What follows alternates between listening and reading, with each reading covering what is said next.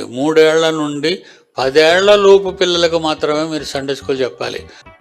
3 సంవత్సరాలు మొదలుకొని 19 సంవత్సరాల వరకు వద్దు. 9 సంవత్సరాలు అంటే చీడ ప్రారంభం అవుతుంది వాళ్ళల్లో.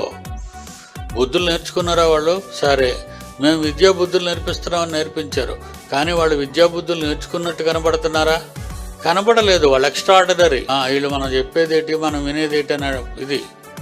అంతకు పైబడిన వాళ్ళని వాళ్ళ అమ్మ నాన్న వదిలేసేయండి. ఎందుకంటే వాళ్ళు కన్నారు, వాళ్ళు చెప్పుకుంటారు వాక్యం.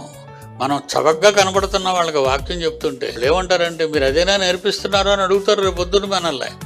ఆ మాట అడిగినందుకు వాళ్ళు పాతాళానికి వెళ్ళిపోతారు. అది వాళ్ళకి తెలియటం లేదు. ఇప్పుడు ఈవినింగ్ క్లాస్ ఉందనుకోండి, ఎంతమంది పిల్లలు వచ్చారో చూడండి. చాలా తక్కువ మంది వచ్చి ఉంటారు. అది తల్లిదండ్రులు, శ్రద్ధాభక్తులు ఉన్న తల్లిదండ్రులు మాత్రమే పిల్లల్ని తీసుకొస్తున్నారు. ఒకరిద్దరిని వాళ్ళ పిల్లల్ని తీసుకొచ్చి కూర్చోబెడుతున్నారు. మిగతా తల్లిదండ్రులు వాళ్ళ ఇంటి దగ్గర వదిలేసి, చాలదా వాళ్ళకి ఆ ఫ్రీడము, చాలదా వాళ్ళకి ఆ రహస్య సమయం. నువ్వు ఇంటి దగ్గర లేకపోయి, మీ ఆయన ఇంటి దగ్గర లేకపోయి, వాళ్ళ ఇంటి దగ్గర చదువుకుంటాను వదిలేస్తే వాళ్ళు చేసే చెడు పనులన్నీ ఇవే.